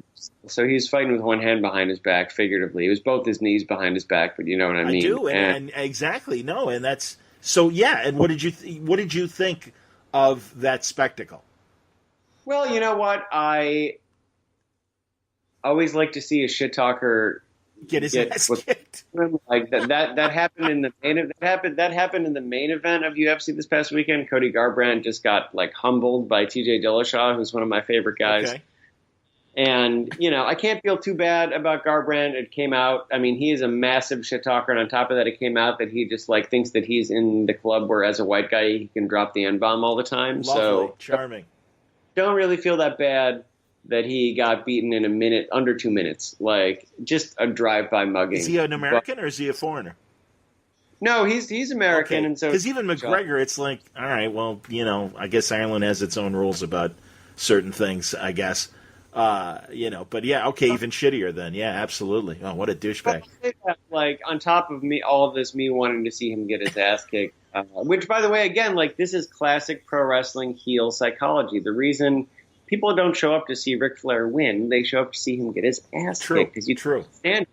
But anyway, all that aside, I must say I do have respect for him lasting as long as he did against Mayweather, because he is not a boxer. And so to step in your first ever actual boxing match and you go however long he did with one of the greatest fighters in history, like, I have to respect that. I didn't feel too bad when he finally lost, obviously, but it went longer than I thought it would. Well, I understand, and you'll forgive me being the boxing guy that I am, but I was just like, Mayweather he let him last as long as he did. He just kind of let him tire himself out, and then he turned him on. He turned it on, and that's what I saw. And also, just a couple of the punches that McGregor was throwing were literally, it was like a Three Stooges hammer move, where he would like club with his fist as opposed to throwing a direct punch. He would in hammer fashion, just like hit him on the top of the head, and it's like, yeah, that's illegal, and no, you're not supposed to do that stuff. And also, good Lord. I mean, I love Floyd, but that is the worst that I've seen Floyd ever, and it's smart that was Floyd's last fight. He was so flat-footed, and he really looked like an old man. He finally looked like a 40-year-old fighter, in my opinion. I mean, yeah, that was the last time. I will admit, like, I'm relatively new to UFC, so I feel like boxing is a whole other set of trading cards. Sure. I watched Mayweather and Pacquiao, and then I watched this. I mean, I was for Mayweather and Mayweather-Pacquiao, too, just because Pacquiao is not a great dude. Yeah, I know. He's been very disappointing with his public comments. I used to appreciate him as a fighter because he reminded me, especially as he was coming up, another terrible person, but a great fighter. He reminded me very much of Duran. Yeah, I mean, I liked, I don't know if you ever saw the TMZ interview where, Dave Bautista casually admitted his mom is a lesbian, and he was, like, threatening to just kick the shit out of Pacquiao. because they're both from the Philippines, and, or at least Dave is of Philippine background. Filipino. Okay. And they were, like, asking his opinion about it, and he was like, yeah, that's some bull. Like, he just went off on it. I like Batista's propensity to really have no shits given what he says about things. Sometimes it's not the best take, but sometimes it's the perfect take. I'm with you. No, I appreciate his candor, and I've been in not only the Guardians, but also he was like one of the best things about Spectre, the Bond movie. And I was just like, man, you got to pay attention to Dave Bautista. He could very well be another, Dwayne Johnson or one of these guys that I think, given the right platforms and stuff, is going to be a pretty entertaining guy beyond his athleticism. I think he is. Yeah, I mean, I think that The Rock is a once in a lifetime guy, and that's charisma. Absolutely, yes. And I think Batista is great in his lane. I don't I think he's got a ceiling, but I like that he's there, and I like that he's there being vocal about things that are important. In addition to just being huge. But yeah, I mean, it's interesting. It's no surprise to me that The Rock has been the person to cross over from pro wrestling and actually make the jump. You know, Yes. I'm not talking about Three Ninjas High Noon at Thunder Mountain or whatever. Right, or Thunder in Paradise, Hulk's old TV show with Jimmy Hart. Yeah, no, I mean that shit. Suburban Commando, you know, but there's something special about The Rock and his ability to connect with people. I mean, people will shit talk wrestling all the time, but it is sort of like there's no laugh track and there's no like you can either are magnetic to a crowd or not. So I also think it's kind of a crucible when it comes to dealing with people. Agreed. You know, like you can die out there. I mean, just like live theater, by the way. Like, obviously they're different, but you either get a reaction or you don't. And it's not like, you know, no amount of marketing or anything will help you. When you're out there and 3,000 people are staring at you and either think you're the worst or not. So, I'm not surprised. I'm not surprised it's The Rock, but I love that Batista's there. I think I love that Cena is coming up and actually is pretty good at comedy. Cena's very funny, and I completely agree with you. Absolutely.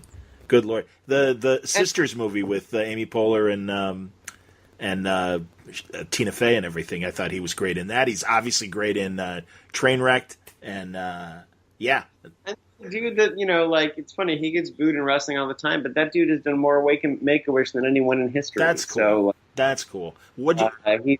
Keep going. No, keep going, and then I'll ask you questions. It's just interesting, like, I can't imagine being him. Like, on one hand, I can't imagine coming out and getting John Cena sucks from 5,000 people. But at the same time, like, maybe I could if I was a multimillionaire. I don't know. Yeah, I think he knows that, you know, again, the people that get beyond what happens in the ring and wrestling and everything, and yeah, you know, whatever. That you know, we appreciate him as well, and yeah, I think he knows the role he's playing and everything. I wanted to ask you about the two recent documentaries, the Andre the Giant documentary and the 30 for 30 with Flair. What'd you think of those? Well, actually, in full confession, I have not seen either of them yet. Oh, wow. So, oh, dude, you're going to love them. I mean, I know they're both really interesting people. I mean, Flair is... I've met him a couple times, and... Me too. Like, the guy's had an insane life. So on one hand, you see, like, oh, Rick, you're at the bar. It's 5. But then again, like, he survived a plane crash. Yeah. Like, the stuff with his son Reed. Heartbreaking.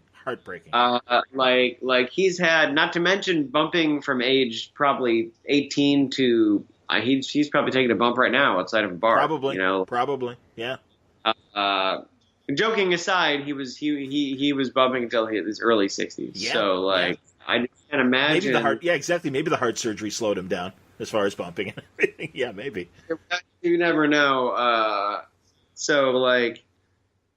And yet, yeah, he's still Flair, even though he's like almost 70, or he's probably getting close to 70 now. Yeah. Like, just time at my friend's booth in New York, I think last year. God love me, he goes to the bathroom, he comes back, he's cutting a promo on the guy in the bathroom for taking too long. Like he's just always him, you know. One time I was working out at a Chicago suburban gym, and he happened to be there working out and was incredibly nice to everybody. And then the rock station that I worked at, he came in and we had him do a promo. And it was a little difficult for him when we're like, you know, while I'm wrestling guys in the ring, Frankie Lee's wrestling with his conscience. And he had a little trouble with that, but he managed to finally do it. But yeah, he was killing me. So my guy was Bobby Heenan. And I still am so sad that he's no longer with us. And was one of the most naturally funny guys that I've ever met. And I was really lucky when I worked in the sports radio station for 10 years. We had a really good relationship with the WWE, and we'd get, Goldberg came through and Hacksaw came through and so many of these guys. But Heenan would just always come, and he grew up in Chicago. And truly, like, one of the fastest, funniest guys who always had, like, a quick line. and to see him, have the brain, dysfunction that he ended up with and everything, and how he went out, it was just like, oh man, kind of like Ali, where it's like, oh, there's a guy that's so glib and really a funny guy and everything. I don't know. So. Heenan, probably one of the two best managers of all time. And the other one is Paul Heyman. But he's incredible. And as you said, it's all about the quickness, it's about the ability to sort of think on your feet. If you are having a dead crowd, or if you are being heckled by someone, it's funny. I was at a show, my friend is telling me all about British Strong Style, which are these three wrestlers from obviously England. Okay.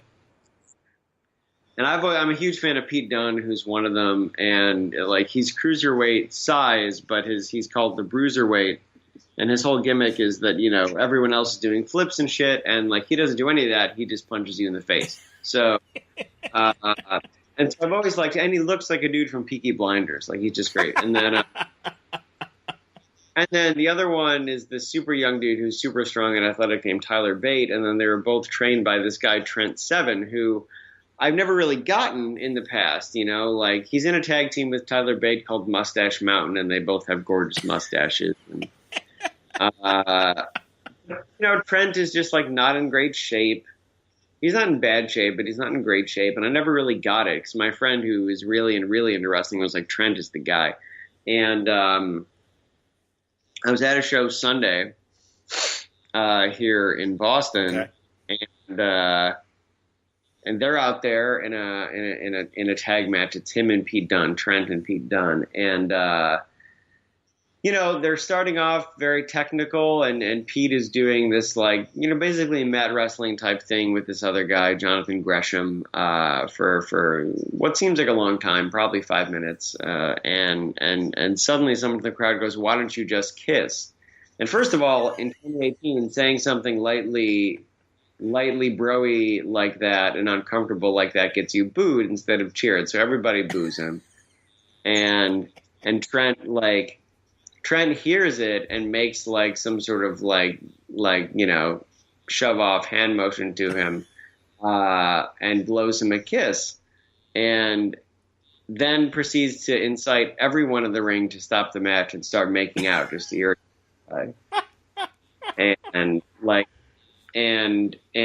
at the end, so they all make out with each other, and then all four of them make out with the ref. And then after that, he has one kiss for the crowd that he puts into his hand, and he's going from side to side of the ring, holding this obviously non-existent fucking thing. And the crowd is just blowing up, when Hulk Hogan would look at one of the corners of the arena, to who can cheer the loudest. Sure. So they're enjoying it. They're not like, what? No, that's the point.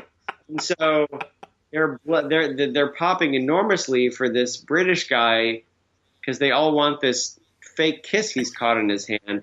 But the point is that he could have just gotten angry or something at that heckler, but instead, not only did he turn it around, but completely had won the crowd over, enraptured the crowd. Yeah, that's cool. That's good.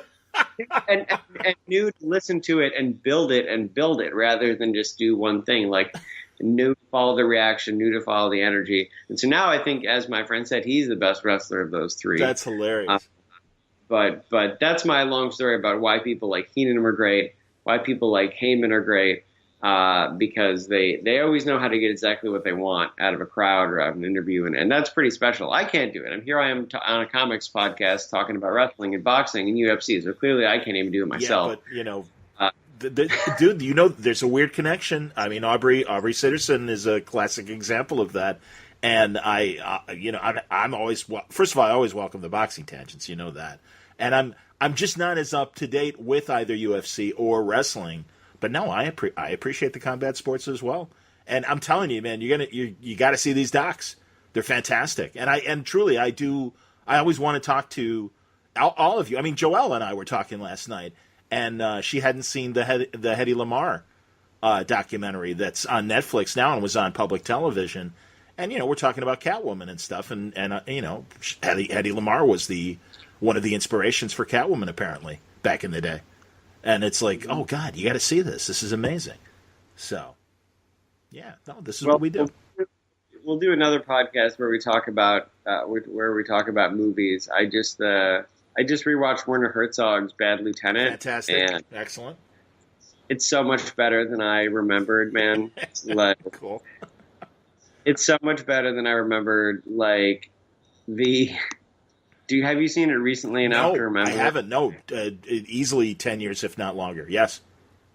Oh my God! Like, all you need to know is that there's a scene where Cage has returned to an assisted living facility to reinterrogate like a 90-year-old English woman on oxygen and her caretaker, and the caretaker wheels the woman into the room, and as the door closes, Cage is just there behind, and he's shaving for no reason with an electric clippers and just sneering at them.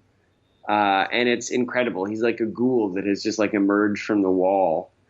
And like everything about his character in that movie is just so bizarre. He starts hallucinating iguanas, as you might remember.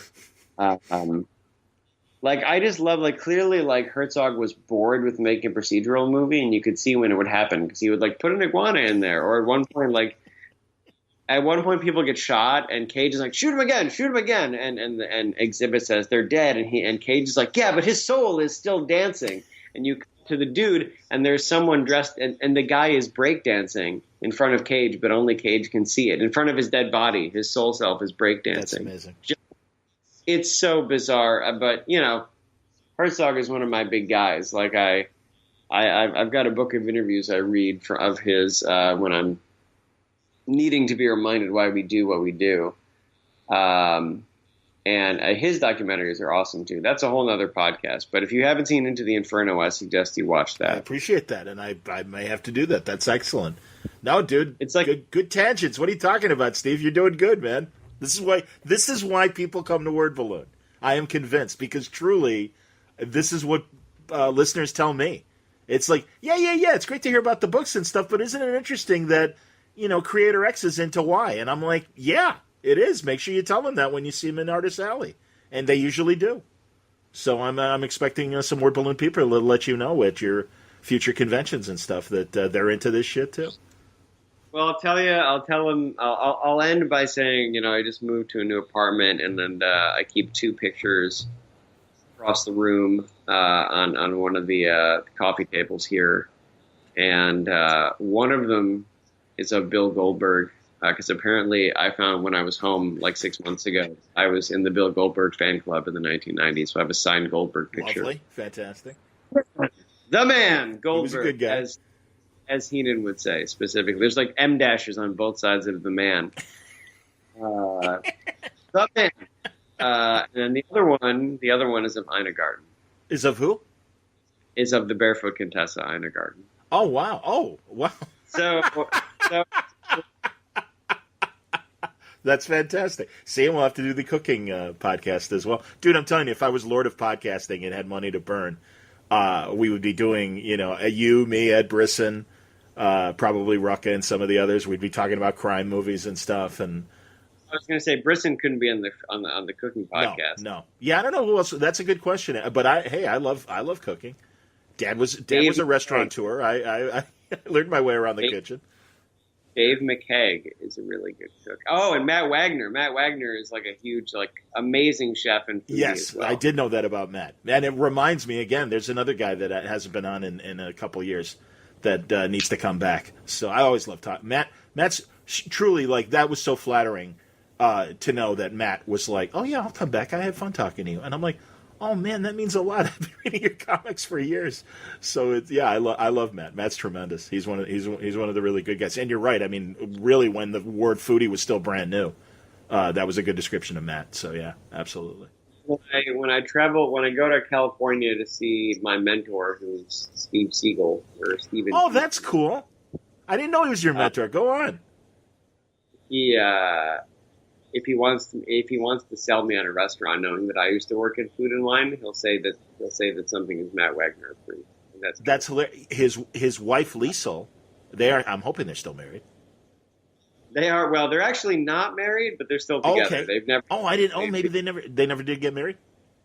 Nope, that's just the thing. But Steve has a lot of things, as I'm sure you know. Yeah, absolutely. So, well, I knew Liesel better because she was friends with a bunch of people at the rock station that I worked at. And then as things progressed and stuff, it was like, Liesel's husband is really into comics. You should talk to him. Steve Siegel? I'm like, Sandman Mystery Theater, Steve Siegel? It's like, yeah. I'm like, oh my God. So yeah, after that, I'd see him at conventions and stuff. And yeah, I haven't seen Liesel in decades. Literally since the 90s. I stayed with him 2 weeks ago. I have to send you one more picture now, just because it's so germane to what we're talking about. So I've known Steve since I was 12. That's great. Him and Joe Kelly. Love Joe as well. Met me actually at Wizard World Chicago, and found out I wanted to write comics, and decided that they were going to, take pity on me and actually show me how to do it. That's awesome. Half the men of action. That doesn't surprise me. They're good dudes. They've been doing that for better or worse, since I was 12, and I'm 32 now. So, but what I'm going to show you is a photo. Oh no, it's too big. Oh, you can text it to me or whatever if you want. It's fine, or email it to me. Write me your number in this, and I'm going to text it to you. Okay. In this messenger. It's a photo that I've been hunting for legitimately for 2 decades, and almost to the point where it's becoming like a unicorn photo. And I didn't know if it existed, and turns out it does. Okay. I was at the DC offices, and one of my editors is a former Wizard editor, and he now has an archive of all the old Wizard magazines. Oh wow, is that Mike Cotton? Well, it's actually Brian Cunningham, sure. but Cotton Sure. also. So anyway.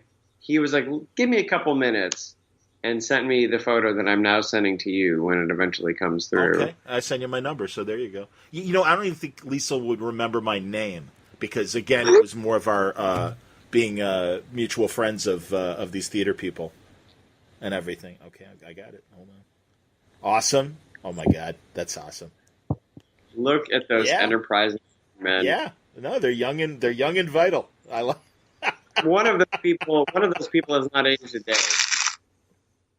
I don't know. I haven't seen Joe or Steve in a while. Steve kind of looks the same, doesn't he? Or has he gotten a little older? I wasn't talking about Steve. That means Joe Kelly still looks great.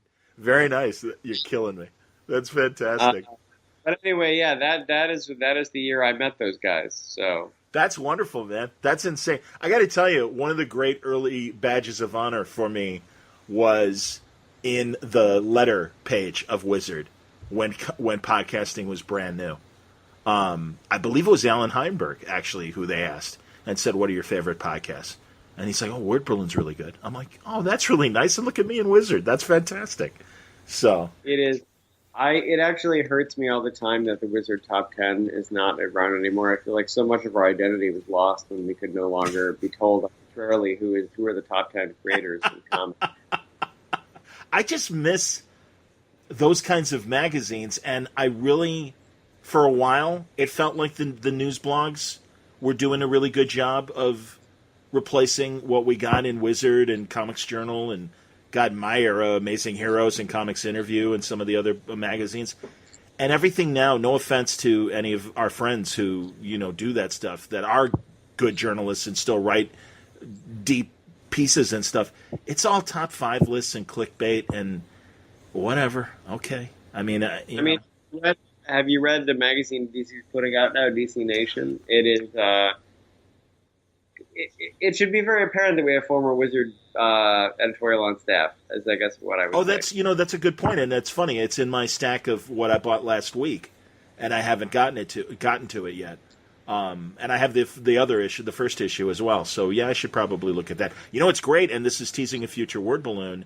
Robert Greenberg, which technically you could describe as a clickbait sort of blog thing, but there's this great coffee table book of the Justice League's 100 Greatest Moments. And Hatchet's putting it out, or Hachette, I don't even know how you would necessarily say the publisher. But I'm talking to Bob about it, and it's great. Honestly, I just got it at the beginning of the week, and it's fantastic. And Bob Greenberg always does really great kind of coffee table books about comic book history, and he's written a ton about Star Trek as well. So that's awesome. No, I didn't even know that was happening. I should see if there's any Steve Orlando moments there, because they go pretty contemporary, surprisingly. Well, I hope there is. Yeah, man. Let's see. Jeez. Well, dude, nice going. And honestly, I love this part of the conversation as much as I did hearing about Electric Warriors and then Crude and the like. Absolutely, man. So, no, good fun. And, like I told you, I'm like 90% certain I'm going to New York. So hopefully I'll see you in October. Right on, man. I will be there. Beautiful. Excellent. And truly, let's not wait 2 years. Seriously, sometimes, as I'm sure you know, you see somebody at a con, it's like, oh, yeah, you got to come back and stuff. And then I do realize that, 2 years have gone by. It's like, oh, shit. It's never intentional, dude. No, it's all good. I've been running around too, but I should be stuck in one place for a little bit now, so we can keep it up. Beautiful, man. All right. Thanks again for coming on, and looking forward to the third conversation with Steve Orlando. Right on, man. Steve Orlando, lots of projects on the horizon, including Electric Warriors, his excellent other comics that are coming out, and, of course, his current run on Wonder Woman. Check him out. Great to talk to Steve. Looking forward to my next conversation as well. I hope you enjoyed today's Word Balloon episode, brought to you again by Terrificon this weekend at Mohegan Sun. Also, the League of Word Balloon listeners, if you'd like to subscribe to Word Balloon via Patreon, go to patreon.com/wordballoon, or you can go to the front page of wordballoon.com and click on that Patreon ad. But thank you for your support, League of Word Balloon listeners. Word Balloon is also brought to you by InStock Trades at InStockTrades.com. There is some really great product waiting for you with Steve's name on it from InStock Trades. You can get things like Undertow, a great Image comic that Steve wrote years ago, a great undersea adventure. It is 70% off, only $4.49. You can get his terrific run on Supergirl. The 3 volumes are available. The Reign of the Cyborg Superman. In fact, we talked about that in his last conversation about how the Cyborg Superman suddenly popped up. But this first volume is 42% off, $9.85. There's The Escape from the Phantom Zone, Volume 2. That is $9.85. And then Volume 3, The Girl of No Tomorrow. All great Supergirl stories, 42% off, $8.69. Pretty neat stuff. You can also get his Batman Shadow crossover that I mentioned at the beginning of the show. Volume 1 is the hardcover, 30% off, $17.49. There's also a hardcover that is signed by Steve. It's 30% off, $48.99. And then, of course, there's Midnighter Volume 2, Hard. I wonder what they're trying to tell us there. 42% off for that. It's $8.69. So tons of books with Steve Orlando's name on them. Great stories waiting for you at InStockTrades.com. If your orders are $50 or more, you'll receive free shipping. Not just Steve Orlando, lots of other great creators, your favorite creators, at really great prices. So waiting for you at InStockTrades.com. Thanks again for listening. Have a great weekend. I know I will at Terrificon. Looking forward to talking to you guys next week. I will be bringing Terrificon panels, but also Brian Edward Hill, who's doing an excellent run on Detective, had an incredible series at Top Cow called Postal, and is one of the writers of the Titans television show that will be appearing on the new DC Universe streaming service. So lots of interesting stories from Brian Edward Hill. I hope you'll join me for the next Word Balloon. Until next time, thanks for listening. Word Balloon is a copyright feature of Shaky Productions, copyright 2018.